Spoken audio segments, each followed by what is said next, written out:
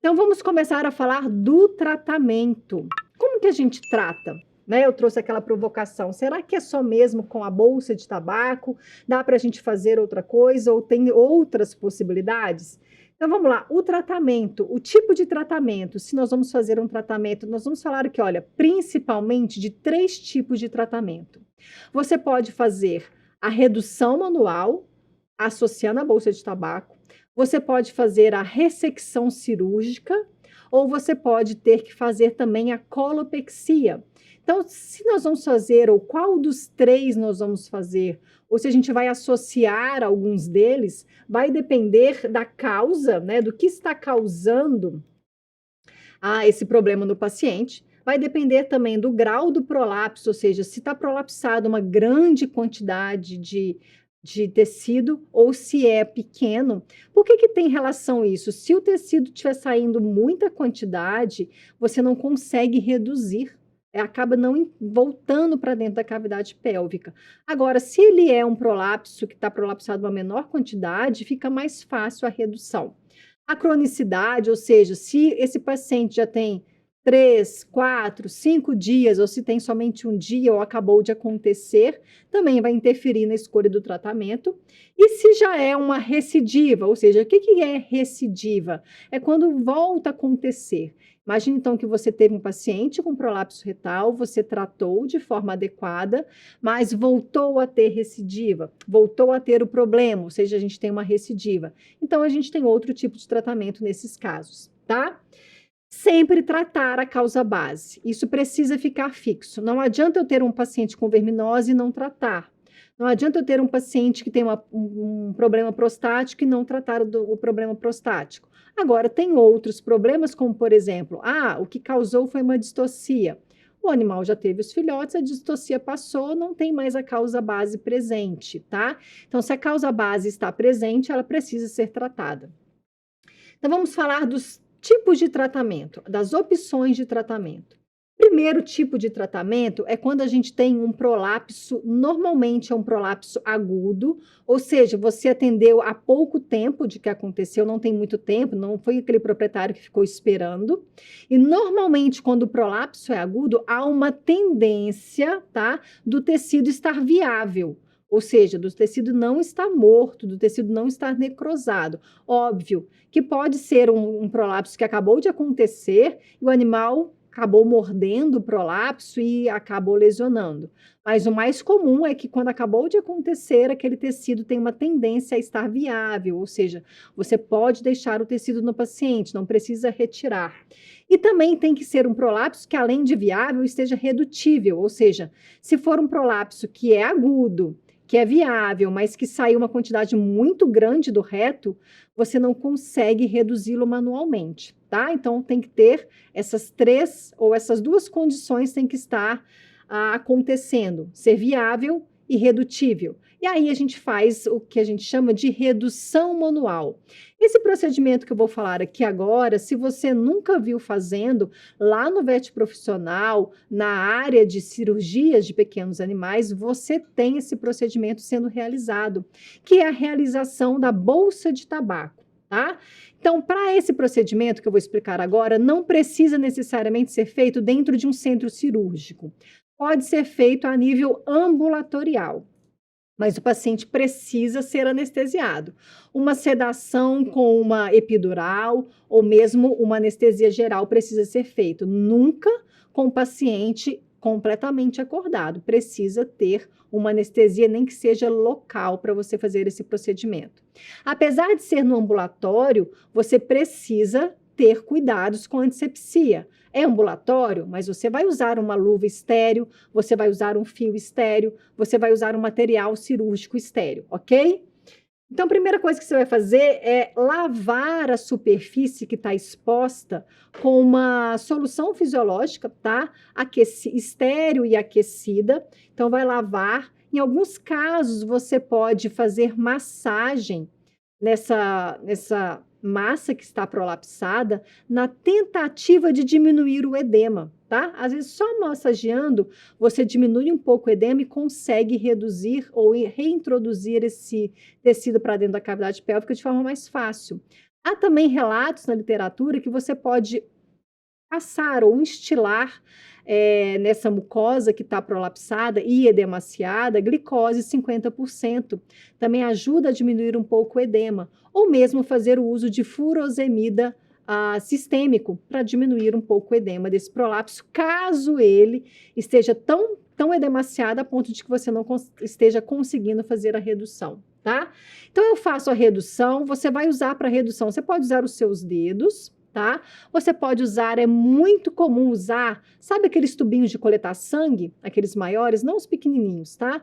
Os maiores, para, por exemplo, bioquímico, utilizar aquela estrutura para te ajudar na redução desse prolapso, tá? E aí a gente faz a redução, eu vou mostrar aqui para vocês como é que é feita. Depois que eu fiz a redução, tendo certeza de que não é uma intussuscepção, eu vou fazer a bolsa de tabaco ao redor do ânus. Essa bolsa de tabaco, então, vai ficar de 3 a 5 dias no paciente. Durante esse período, ele precisa fazer o uso de amolecedor fecal. Então, aqui eu vou trazer uma sugestão de amolecedor fecal. Você pode usar a lactulona, é um xarope que você encontra em farmácia humana. A dose é de meio a 1 ml por quilo de peso vivo do paciente. O objetivo, pessoal, é ajustar essa dose para que as fezes fiquem pastosas. Você não quer fezes duras, porque se for fezes duras, ele não consegue defecar, e você também não quer fezes líquidas, tá? Precisa ser fezes pastosas. Então, da seguinte forma, como está sendo demonstrado aí, olha. Primeiro, aqui em cima, nós temos o paciente o prolapso sendo lavado com uma solução fisiológica aquecida. Você, obviamente, com o seu dedo, né, calçado com uma luva, ou então com os tubinhos para coleta de sangue, você vai fazer essa redução, como está sendo demonstrado aqui. Quando o prolapso é pequeno, ou seja, pouco tecido prolapsou, facilmente você consegue, empurrando aqui na extremidade, onde tinha aquela abertura, empurrando você consegue reduzir, tá? Muitas vezes, quando o prolapso tem um grande tecido prolapsado, você não consegue fazer dessa forma. Então, quando o prolapso é muito grande, fica muito mais fácil você começar a empurrar dessa região aqui, ó. Você começa a empurrar primeiro a região que está mais perto do corpo do animal e vai fazendo devagarzinho, devagarzinho, até tudo retornar para dentro da cavidade pélvica. E tem aquelas situações onde você não vai conseguir reduzir manualmente, porque a quantidade é muito grande ou porque está muito edemaciado. E também se tiver necrosado, e como é que eu sei que está necrosado? Vai alterar a cor, vai alterar a consistência, vai estar mais se desfazendo, né, a mucosa, você vai perceber, muitas vezes, o odor, muitas vezes até o paciente já tem miíase nesse local. Se for desse jeito, você não volta, né? Você não faz a redução manual. E por último aqui, olha, a bolsa de tabaco. A bolsa de tabaco, ela é relativamente simples. Não deixem de assistir, então, a aula lá onde demonstra a realização da bolsa de tabaco. E você vai fazer a bolsa de tabaco com um fio de sutura o nylon, tá? Nylon 3 zeros, 4 zeros, 2 zeros, depende do tamanho do paciente, tá? O mais usual seria o 3 zeros. Então, você vai fazer essa sutura aqui, ó, ao redor do ânus, você vai entrando e saindo, entrando e saindo, entrando e saindo. E ao chegar aqui em cima, olha, na hora de fechar e dar um nó, você não vai fechar completamente o ânus do paciente. Aqui nessa região central, você vai colocar ou uma seringa ou um tubo de coleta de sangue. Então, você vai colocar o tubinho aqui, ó, imagina que tem um tubinho aqui, e vai fechar ao redor desse tubo. Por que a gente coloca o tubo ou coloca a seringa? Para que na hora de você fechar, você não feche completamente o ânus do paciente. A gente não quer que o paciente fique com o ânus completamente fechado. A gente quer uma pequena abertura para que saia as fezes que vão estar pastosas com o uso da lactulona. Como nessa imagem aí, então, olha, nós temos nessa imagem uma pequena abertura aqui, olha, já foi feita a bolsa de tabaco, já foi fechada, mas ficou uma pequena abertura por onde vai sair as fezes amolecidas. Precisa ficar de 3 a 4 dias. E depois desse tempo, você pega, corta e tira a bolsa de tabaco. Se você atuou na causa base, se o problema base foi vencido, se não há mais a presença, isso não vai ter problema, não vai ter recidiva, tá? Agora, a segunda possibilidade é quando a gente tem um prolapso ah, que é que já está comprometida a viabilidade, ou seja, um prolapso que não está mais viável, está necrosado, está escurecido, está com miíase, está com odor fétido, você não vai voltar com redução manual, tá? Ou aquele tecido que, por estar muito edemaciado ou por ter sido um prolapso muito grande, você não consegue voltar, ou seja, é irredutível. Aí é realmente um procedimento cirúrgico, precisa ser feito no centro cirúrgico, anestesia geral, pode ser associado ou não à epidural, vai depender do anestesista, certo? E a gente vai fazer a ressecção intestinal, ou seja, a gente vai tirar esse pedaço que está exposto e que está necrosado, que está comprometido, tá? A cirurgia deve ser imediata, ou seja, não é para ficar esperando, porque se você ficar esperando demais para fazer a cirurgia, você vai cada vez piorar mais o traumatismo do paciente, tá? Precisa fazer administração de antibióticos, antibióticos que peguem tanto bactérias gram-negativas contra anaeróbicas. Aqui você pode usar até mesmo uma associação de amoxicilina com clavulanato associado a metronidazol, tá? É uma boa escolha. E o tecido exposto, apesar de que vai sair, ele precisa da mesma forma ser lavado e ser lubrificado, tá? Na hora de lubrificar, você pode usar um óleo mineral quando você for fazer a redução manual, tá bom? Trouxe aqui uma imagem do posicionamento do paciente. O paciente tem que ser posicionado em decúbito ventral. É importante você deixar os membros pélvicos desse paciente, tá vendo aqui, olha, dependurados mesmo na mesa. E o que é muito importante, pessoal, não se esqueçam disso aqui, ó, do acolchoamento. Geralmente a gente pega assim uma toalha ou então pega uma espuma e coloca aqui nessa região inguinal do paciente para que ele não tenha uma compressão de grandes vasos e nervos contra a mesa, que é uma mesa que é uma estrutura obviamente rígida, né? Então acolchou essa região, porque ele pode ficar muito tempo nessa posição e pode ter comprometimento tanto de vascularização quanto de inervação pela compressão. Se a sua mesa for pantográfica, que é aquela mesa que sobe e desce sozinha, e às vezes até ela faz essa angulação, você pode fazer essa angulação. Percebam que o animal está angulado, a mesa não está reta, você angula, e aí o veterinário normalmente ele vai operar sentado, tá? Ele senta nessa região atrás, aí da região pélvica do paciente e opera normalmente sentado, tá?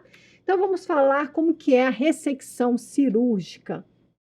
Primeira coisa que você vai fazer, depois que você lavou, anestesiou o paciente, posicionou o paciente, agora você vai pegar uma estrutura tubular, que pode ser um tubo de ensaio, ou que pode ser aquela mesma estrutura de coleta de sangue, tá? Que é uma estrutura cilíndrica. Então, você vai colocar essa estrutura cilíndrica dentro, naquele orifício no final, né, do prolapso, vai colocar essa estrutura cilíndrica e prestem atenção nisso aqui, olha, percebam que nessa imagem, é uma imagem de livro, né, está demonstrado esse corte aqui, ó, que está sendo feito, foi feito só para que a gente consiga visualizar que tem uma dupla camada, tá? Mas imaginem isso de forma inteiriça, isso aí é só para ter o melhor entendimento do procedimento. Você vai fazer 3 pontos de apoio com fio de nylon, 3 zeros, 2 zeros, depende do paciente, e percebam que esse fio, olha, ele vai passar aqui, ó, e tá pegando as 2 camadas de um lado, tem um outro ponto passando aqui, e um outro ponto passando aqui atrás que a gente não consegue ver na imagem. Qual que é a função desses pontos de fixação? Eles estão aí para que quando você cortar o tecido que está necrosado, a parte de dentro, a camada de dentro não corra para dentro da cavidade pélvica e você perca ela e não consiga suturar, tá? Esses pontos aí, depois que você fizer a sutura, eles vão ser retirados, então são pontos temporários. Então, percebam que eles estão aqui, olha. Tem um aqui, o outro está aqui e o outro a gente não consegue ver, tá? E você vai pegar com uma tesoura e vai cortando aquele tecido que está necrosado. Vai cortando, corta um pouquinho para dar os pontos, corta mais um pouquinho para dar os pontos. E você vai fazendo vários pontos no padrão simples separado.